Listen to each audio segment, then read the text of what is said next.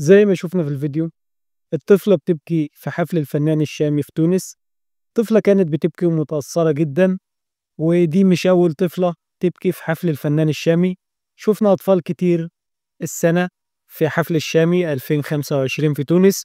الأطفال بتبكي ومتأثرين جدا بغناء الفنان الشامي.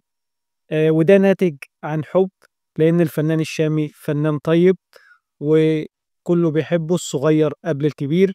قبل كده كنا بنشوف المعجبات الكبار والمعجبين الكبار اللي كانوا متأثرين بالشامي فقط، ولكن السنة شفنا الأطفال الصغيرة بقت متأثرة أكتر من الكبار.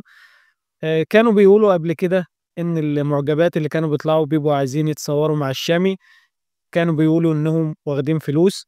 ولكن زي ما شفنا كده الطفلة بتبكي بتلقائية، والبكاء ده ناتج عن حب للفنان الشامي، لأنه فنان محبوب جدا. وربنا يوفقه و... ودايما من نجاح لنجاح. ويا ريت لو عجبكم الفيديوهات اللي بقدمها تدعمونا بلايك واشتراك في القناة.